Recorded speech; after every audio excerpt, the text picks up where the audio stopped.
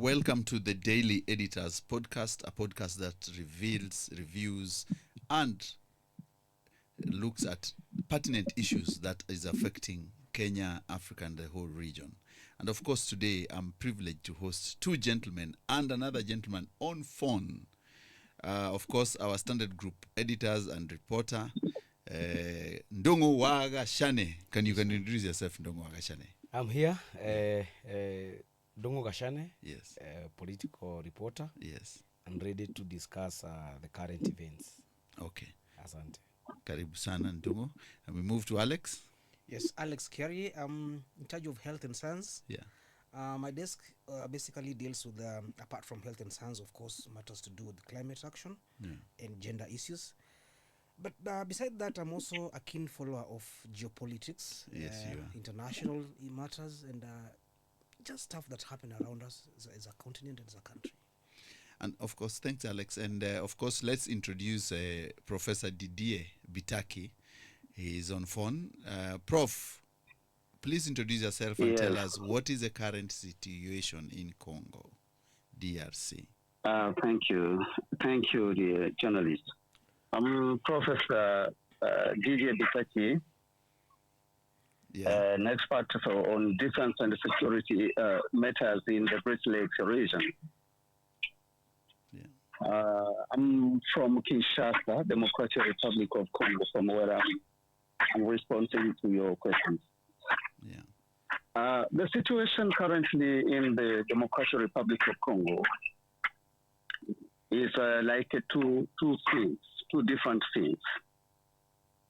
In the east of the country, especially in North Kivu, the capital of the province of North Kivu, Goma, was invaded by the special forces of Rwanda Defense Forces, which is the national army of the Rwanda. So this is bearing the name of M23, which is a rebel movement made from the peace agreement of March 23, 2009. Now, from the invaded the capital of the province, it has been more than 2 years, just closer to 3 years since the fighting started. They were moving forward, progressing toward the National Army of Democratic Republic of Congo, FRDC, until they reached the capital. Now, as the situation is currently in the city, the Rwandan forces are controlling 80% of the capital of North Kivu. There is a killing going on. There is no network, internet shedding, and the communication has been very difficult. So it's now impossible to get the real picture of the situation. But there are some families living there which are giving us the real information about what is going on. So the other side of the country, there have been protests from citizens in Kinshasa demonstrating against the European, USA, and other Western embassies, accusing them for not doing enough to stop Rwanda from fighting the DRC. So yesterday there was some troubles around the city here in Kinshasa, especially some embassies were burned by the protesters, but the situation is coming down now and the security is being reestablished by the police. So that's the two aspects of things, I think. Prof, I heard that even the attacks on the embassies included the embassy of Kenya, the embassy of Uganda, and the embassy of South Africa. Why were these 3 or 4 embassies targeted alongside the Rwandese embassy? Is it because they feel that these African states have not been able to help them in the conflict, or they feel that these four countries have a hand in the conflict? The responsible of the troubles in the east of the country is named Rwanda. Yes. Now, in beside Rwanda, when people are protesting, there is no leader who is leading them from doing this, doing that, or doing this. No. Everyone is doing whatever he wants, and the other people think that all the embassies are involved in the conflict. Now, that's in that confusion, you cannot say that the people will choose this to run this embassy or to attack this. They are just taking everything, all the embassies in general, accusing all of them that they are not doing enough to stop Rwanda, and they don't even support the DRC in the fighting which is going on in the east of the country, especially such as South Africa, which has more than 2,000 troops in the UN mission in Goma, which is the MONUSCO. And in the SADC international force coming from the South African development community, economic and development community SADC. So since they have troops there, they are supposed to support the National Army of DRC, but they are failing doing that. Okay. Now, that's the reason why citizens in Kinshasa are thinking that because they don't do anything to help their army, now they are also responsible for, they have a hand in what is going on. So this is why we can't control them, because they think otherwise from the real picture of the situation. Okay. We'll come to you, Prof. Let me go to Alex. Alex, what do you think is the genesis of this conflict, and how can we stem this conflict? Uhuru was very pivotal in this role, and people are saying that the Angolan solution would have been much better to stop this. The conflict in Congo is largely driven by the scramble for minerals, resources. And with that, as long as there are resources in that region, it is not going to end soon, despite all these efforts. And the whole thing actually stems from the 1994 Rwanda genocide. Most of the Interahamwe forces that were involved in carrying out these killings in Rwanda escaped into northern Kivu. The North Kivu province borders Rwanda, and the capital Goma actually shares a border with a place called Gisenyi. So if you cross from Goma into Gisenyi, you are in Rwanda, and this is very easy for them because they were just crossed into Congo, and then the then president of Congo, Mobutu Sese Seko, did not do enough to ensure that the Rwandese who had been victims of the genocide were accorded justice. Actually, he sort of like prevented Rwanda from pursuing these killers. So it is for this reason that Rwanda, which was then backed by Ugandan forces under Yoweri Museveni, by then being led under the banner of Rwanda Patriotic Front, which is still a ruling party, was able forcefully gain access into the refugee camps in Congo, and actually killed so many Hutus on the soil of Congo. And since then, this place has had a population of Tutsis since the early 20s and 30s, those who are escaping conflicts there. Unlike the Tutsis in South Kivu, who are mostly brought there by the King Leopold to come in as workers, the Tutsis in northern Kivu were escaping conflicts between the Hutus and Tutsis, which actually culminated in the genocide, and that was the last genocide that was witnessed in Rwanda. So there, they were not accepted, and that's why the name Banyamulengi is a derogatory word for the Tutsis, who are not considered as natives of Congo. So locals there view them as outsiders. And now, a man called Paul Kagame has risen to be the defender of Tutsis in the region. And for this, the M23 has been the vehicle of the Rwandese government to counter the Hutu power movement that is called the Democratic Forces for the Liberation of Rwanda, which are based in Congo, in northern Kivu. However, there is this other thing that was also has been aggravating the conflict: the presence of coltan. Coltan is a resource, a mineral that is used to make lithium batteries that usually power our phones, power electric vehicles. And right now, Rwanda has risen to be the biggest exporter of coltan in the world, despite there being no presence of coltan on its own soil. So that in itself makes it a very interesting thing about the conflict. Before I go to Gachane, Professor, Alex has brought up very many issues. One, the minerals, Cambo for minerals, and Rwanda has been exporting coltan, which we know is scavenged from DRC. We know that Yoweri Museveni's Uganda has been exporting lots of gold and they don't have gold. Is it true to say that this conflict is conflict for minerals and resources, and people are actually, outsiders are invading Congolese people of their wealth? Professor Yes. Didier. Yes. Listen, I think Alex started by touching the roots, the source of this conflict.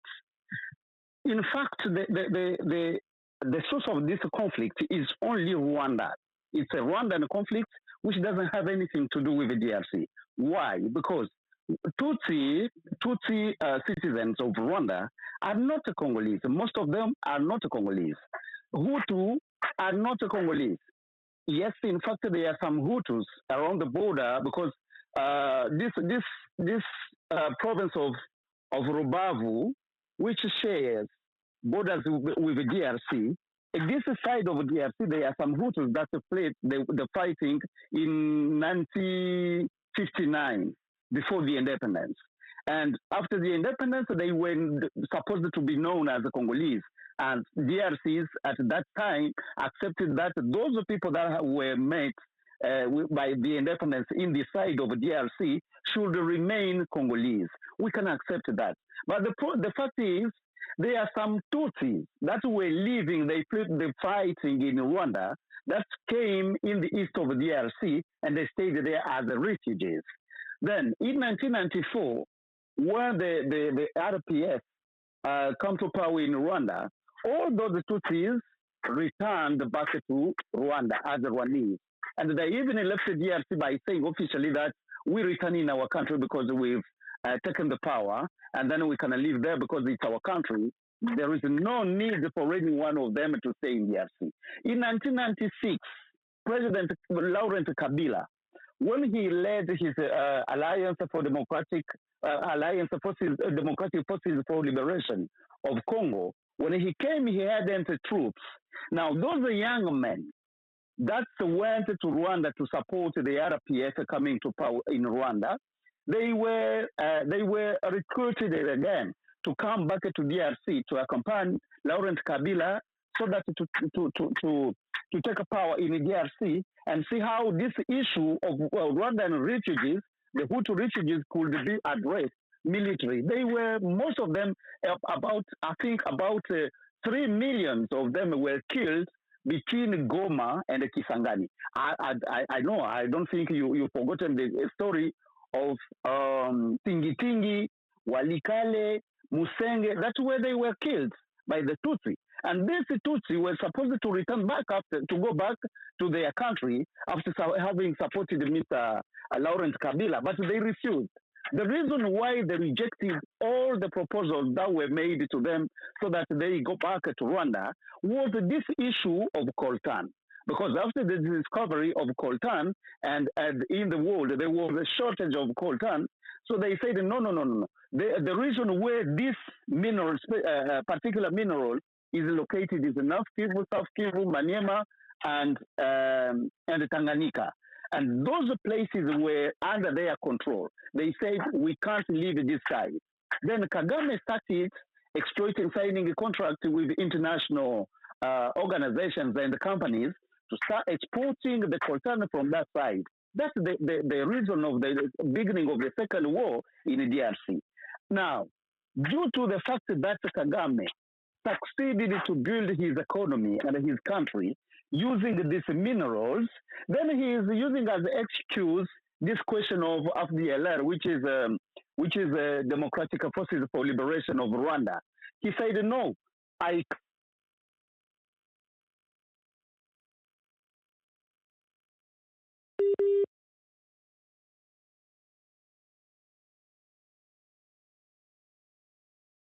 Kagame and the exports.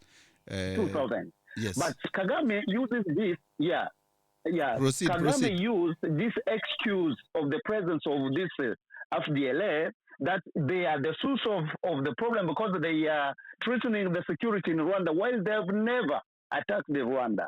Now, there is no reason we can discuss about Rwandan issues because the FDLA are Rwandan people and these Tutsi are also Rwandese. They have to resolve to address their issues in Rwanda, and not attacking Congo is not going to help resolving the problem. But the problem here, the real issue is about the minerals over here that is causing all the troubles in the region. That's how the situation is. Thank you, Prof.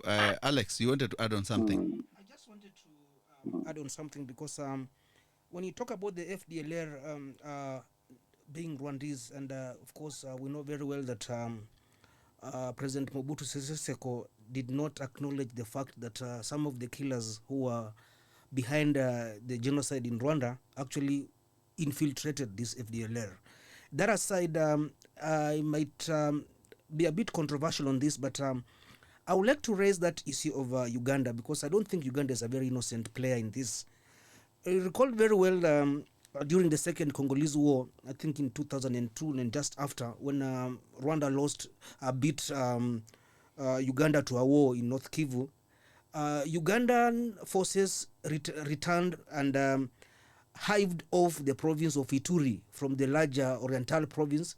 And we all know what happened there between the Lendu and the Hema people, and how a general called James Kazini was instrumental in ensuring that the access by Ugandan forces to the gold deposits there are actually benefiting Uganda. So we should not, as we blame Rwanda, we should not also blame entirely, we should also not isolate Uganda, because Uganda and Museveni specifically has been a key player in most of the revolutions that have happened in Uganda, in DRC, and in Rwanda. Remember that there were three guys here. There was General Kabila, there was Paul Kagame, then there is Rugema. Rugema actually was the man who started off RPF, but he was inherited by Rugema. Is actually after he was killed during the conflict in Rwanda, after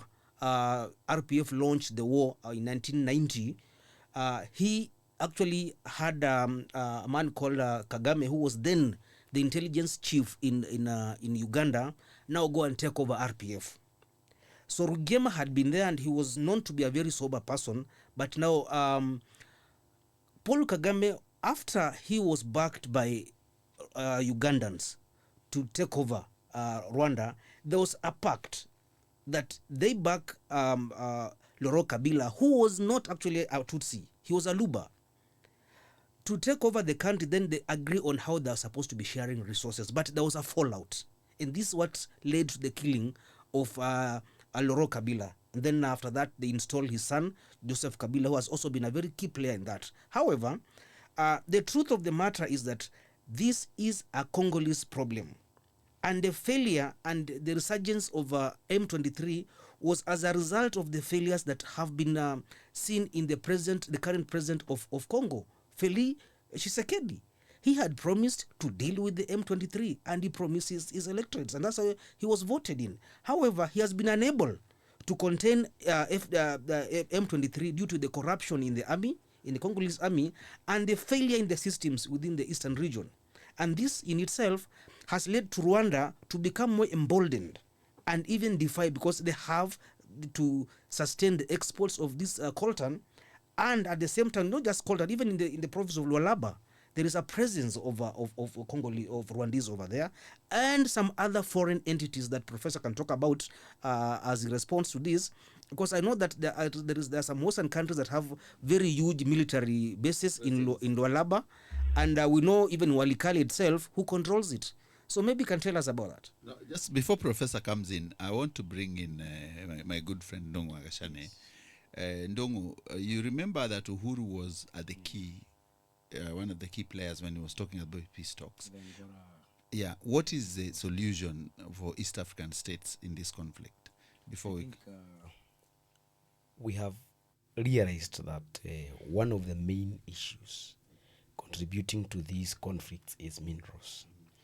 And then we have the treaties, the agreements, and we now have the East African community, and we understand that President William Ruto had actually called for that meeting today. But as to whether the meeting will happen, we are not sure. So this issue of people seeing each other, like the downgrading each other, the issue of countries within the East Africa community, I want to see my brother as a lesser brother. I don't want to see him as an equal partner. And then I want to contribute to some issues, some problems, so that I benefit. So if we can have political goodwill across the community, and then we have respect to the treaties and the agreements that we contribute, that is the main solution to what is going on. Because the former President Uhuru Kenyatta, today, I believe he's also supposed to be an integral part of the peace process. But where is he today? He is in Mombasa attending another forum. The president, William Ruto, is also not in Kenya. We understand he has gone, no, he's actually in another country, not even Tanzania. So this means that the issue of brotherhood is no longer there. And number two, we do not, we want to also contribute to some problems to some other countries for you to benefit. You get? So lack of political goodwill and lack of respect and cooperation is the main issue leading to these issues. No, let me just add on that, and also at the same time oppose what you're talking about. Right now, the most senior presidents we have in the region is Yoweri Museveni, followed by Kagame in terms of experience. What can the leaders of this region tell these guys? But listen, Alex, remember this East African Cooperation.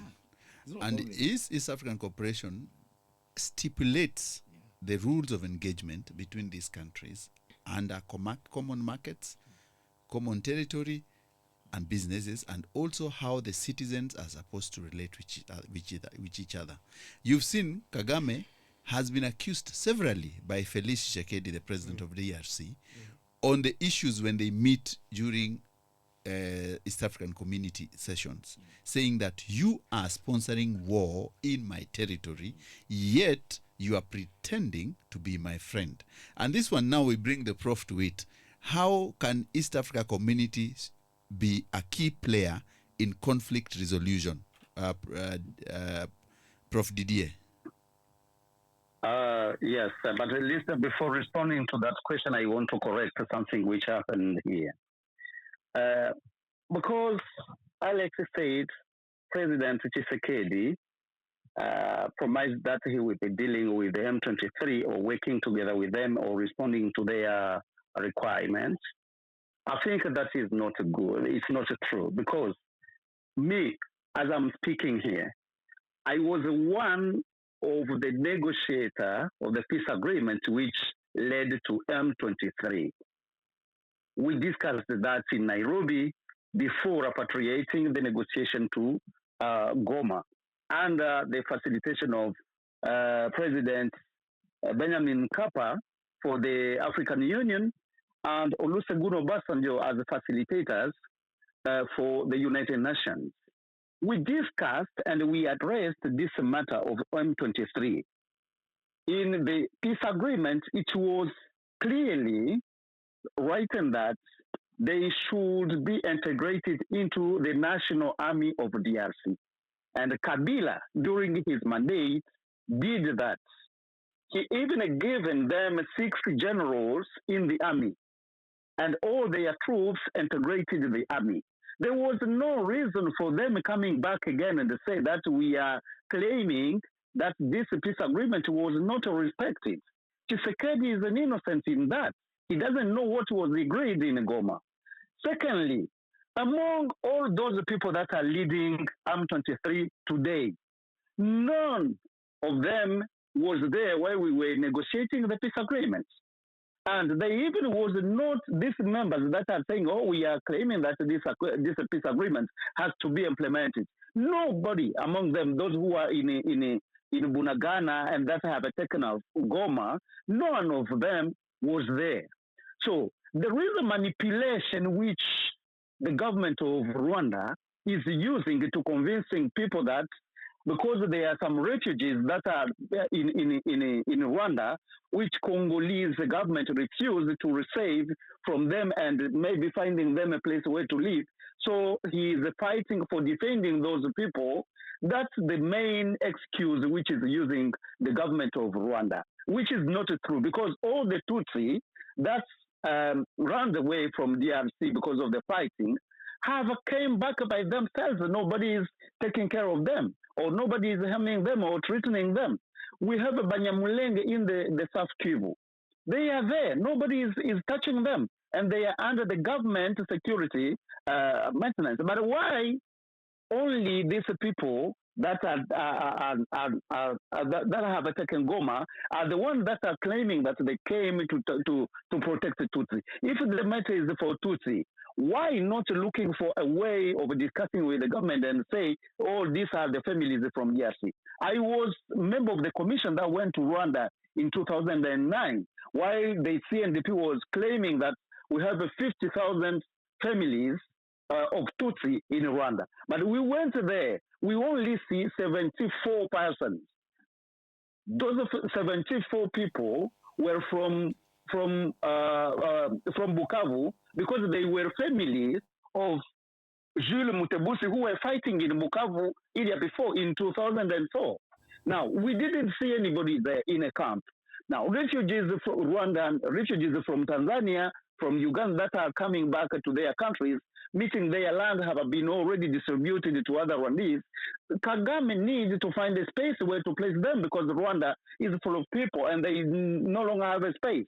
So all that matter have to be addressed in the East African community. So that to find an asylum for these people that are running from Rwanda, looking for a place where to live, that's not a problem. But the main problem is those excuses which Kagame is using to threaten Congo and say after signing a contract with the European Union for lithium that has never existed in Rwanda, that he will be supplying them. I don't know where is he going to find it, if not in DRC. But taking it in DRC, he's using weapons. That's the cause of the conflict. That's the cause of the war which is currently going on in the east of the country. So in the East African community, they should take this matter seriously and say, please, Kagame, if you need to use your contract for supplying these materials or these minerals or this, please discuss with the state of DRC and you can make a common exploitation of your resources as you already have a market. And not coming with your weapons, with your army, killing innocent people, using false excuses that are even strengthening other conflicts in the region. That is not going to help all the African community because nobody will accept it leaving his land for someone who is exploiting because he used force. Congolese people will defend, and this war is going to take a long. Prof, I do agree with you about the Rwandan connection, and actually before 2012, April, when a man called Bosco Ntaganda defected with around 300 troops from the Congolese army, the agreement actually held. But this man actually was not Congolese. He still is not Congolese. He was a man born in Rwanda. He fought with RPF, but he had been consolidated into the Rwandese army until 2012 April, when he defected and started waging a war in Rushuru in South Kivu. However, I also did need to agree with you that for the president, Feli Tshisekedi, this is an inherited problem. All these agreements were entered into with Kabila Joseph, the son to the late Laurent Kabila. However, this man was able to be manipulated. It was being used by the Rwandese. I totally agree with you on that. However, if you look at the messaging of President Feli Tshisekedi when he was vying for his second term, remember that even his first win against Jose Fayulu was contested until there was an agreement in Nairobi that he be the president of Congo. However, his second term was largely based or anchored on fighting and defeating M23, which he was not able to. In 2022 November, the East African community deployed what they called the East African Regional Community Force, which was supposed to go and maintain peace. However, he was expecting them to go and participate in the conflict by fighting off alongside the Congolese army against M23, which was not the mandate of this force. And we know very well that this force was actually financed by the European Union. So it is his texture and his messaging that has put him at loggerheads with the leadership around. And this how even the Kenyan army was disgracefully actually kicked out of the whole matrix. So there is a failure on the part of the president, and there's also a failure on the part of the East African community and the entire international community, because we are not supposed to go there to fight for you. We are supposed to go there and maintain peace. And a peacekeeping force and a fighting force are two different missions. Let Didier Professor answer that, and then we go to the gentleman.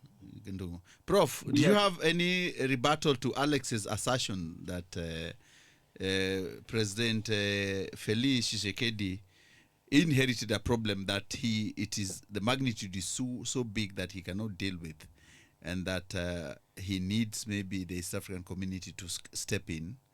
And what was the origin of this conflict between the peacekeeping force? The Kenyan force was brought in, and they had to be brought out very quickly from Congo. And before he does it, still, can you also tell us why President Tshisekedi turned to SADC after this East African community regional force failed?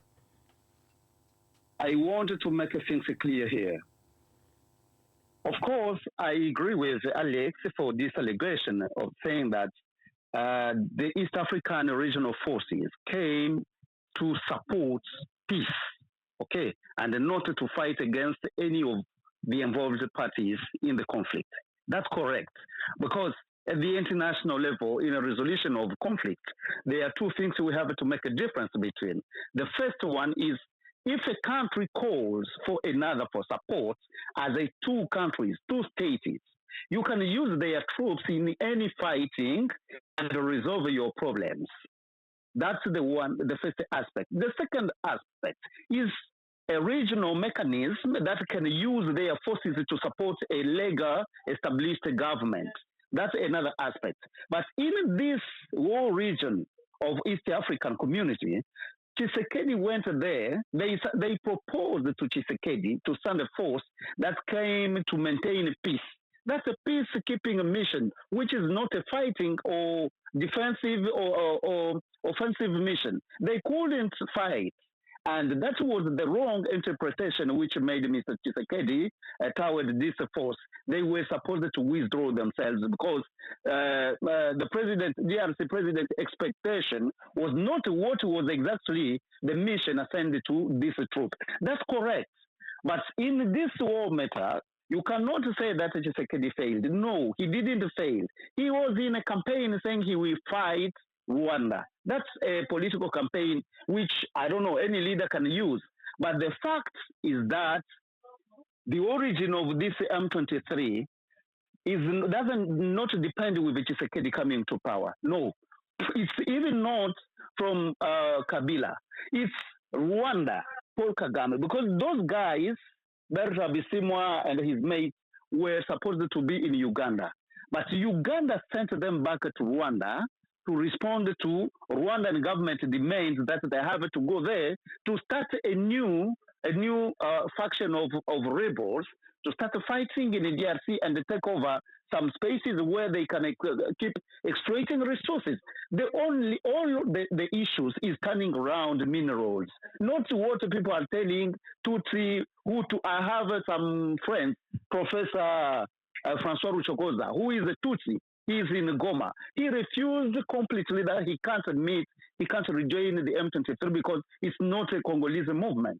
It's not a Congolese fighting, but it's from Rwanda. Now, this manipulation of changing the reasons of the war is extending the suffering of the people, the citizens in the east of the country. But I would like to suggest to the East African community that they can't leave this situation continue deteriorating because it will cause even consequences to all the region. All those countries are not going to stay stable without being affected because the refugees will go there and it will be like a heavy charge they have to take care of.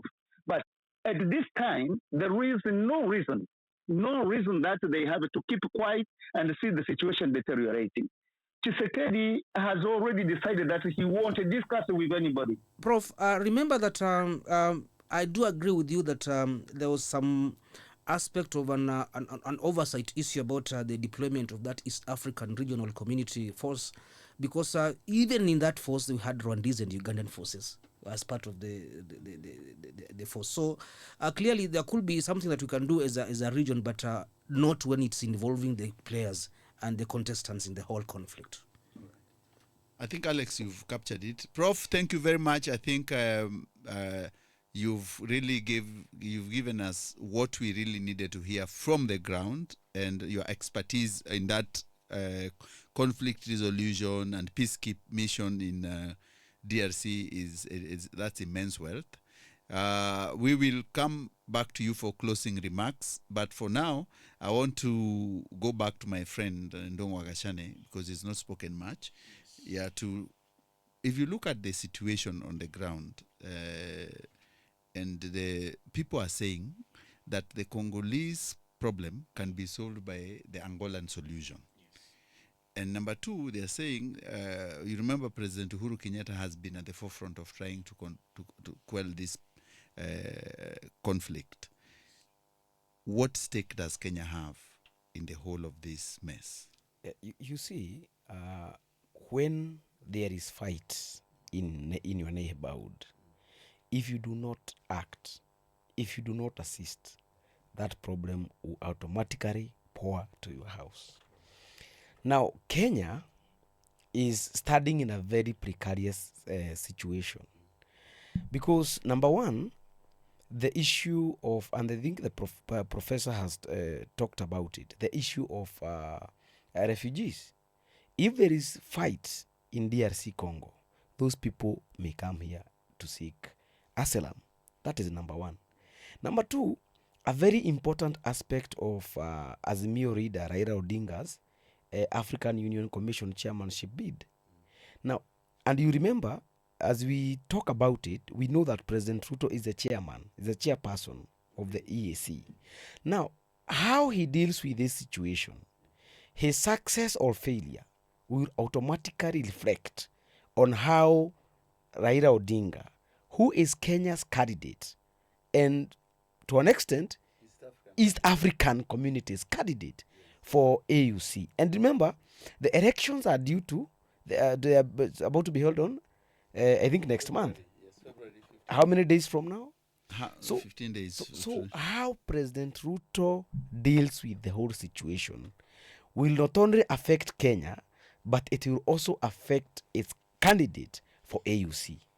That's how I see it. Alex, what is your closing remark?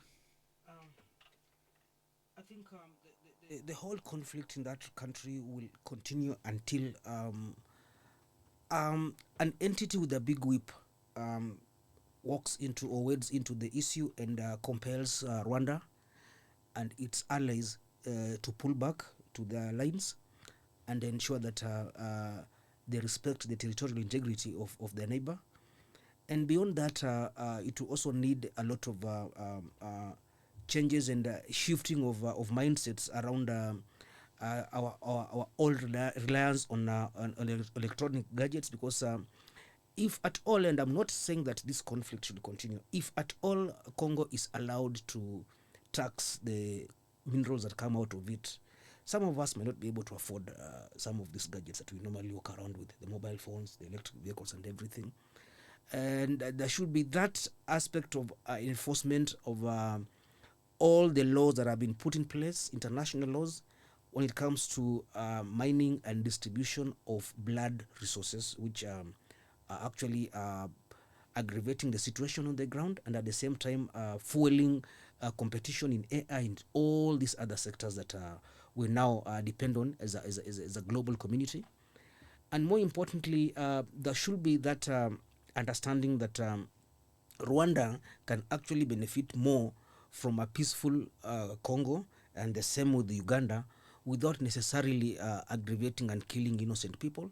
Remember that Congo right now has I think the highest or the second highest number of refugees in Kenya flocking into the country, after Burundi and I think Somalia. And then also we have got this other country that is now coming up in terms of conflicts, in terms of also distribution of refugee populations across the continent, and that is Sudan. And the Sudanese problem is the same problem that is now facing, that Congo has been facing. It's about resources, especially gold. And remember that the Congolese conflict is the second worst human catastrophe to happen since the Second World War. Over 20 million people dead, and still more dying. So we should act now. Thank you, Alex. Let me go to Prof. Prof, please give us your closing remarks on the situation and how do you see us moving forward? Okay, thank you. I think the solution for this conflict in the east of the DRC, especially in the region, is that the Democratic Republic of Congo has to build his army. Since the DRC doesn't have a strong army, while having attractive natural resources, there would be troubles all the time, because they don't want to cooperate by making a common exploitation of those resources. And those resources are interesting the world. They have to build an army to protect these minerals. Secondly, DRC has to be open. But at the other aspect of things, people would have to stop to listen to this manipulation of Kigali that is giving him reasons to invade Congo.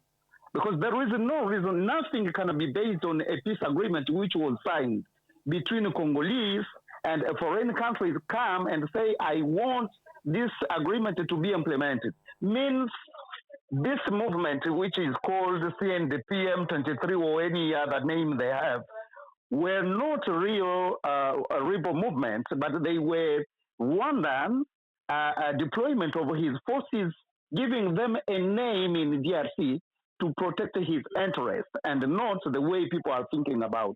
So this manipulation using tribe, Tutsi or Hutu, are nothing. They don't have anything to do with the conflict.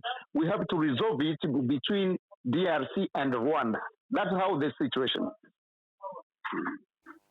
All right. Thanks, Prof.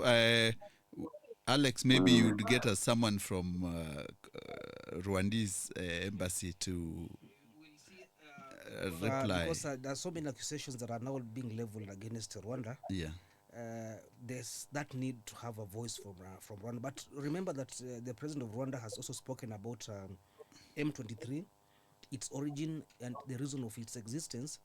And beyond that, building the army that the Prof is proposing, the laws that govern the extraction, exploitation, and export of minerals in Congo also need to be looked into, because as we speak right now, the law that is being applied is the one that was introduced by Mobutu in the 60s when he took over power, where if you find minerals in your backyard, you are free to sell to whoever you want. And this is what has actually created those loopholes that now are seeing even foreigners now getting involved in this thing, because the conflict in Congo is about displacements. If resources are found on your land, militias come in, they kick you out. Now you go form your own militia, you come and now try to retake. your land. my goodness. That's how it is. Okay, thank you, gentlemen. Gachane, do you have anything to say? No, I just want to a quick one that governments, even if we keep here blaming Rwanda, what I know is government exists in perpetuity, and we may try to exempt Tshisekedi because of what is happening, but it is the president's duty to protect its people. So I concur with Professor that that country also needs to rebuild its army, because one of the functions, roles of an army is to protect your people, especially against the territorial aggression. Yes. I think, gentlemen, we have really dissected this issue, and let's thank the Professor Didier Bitaki for a great conversation, and of course Alex and Ndungu for your contribution, which have been immense on this issue, which is emerging in Eastern DRC. Or what I would say is that it seems like it's a second scramble for the Congolese minerals again, and we need to be very careful with how this conflict pans out, because it's the people who suffer, it's the weak, the women and the children, and we are not ready to have another displacement in East African region. So for our listeners out there, we will keep on this subject from time to time. We will come back with the Rwandese response to this, if we can get someone. Alex can hook us up. And Professor, please, tomorrow we might need you, or the other day, to continue with this discussion on the Congolese conflict and what ways do we need to stop it and have a peaceful coexistence. I think Thank you. I think that is it from me, and thank you very much for watching and Thank you, for Prof. listening.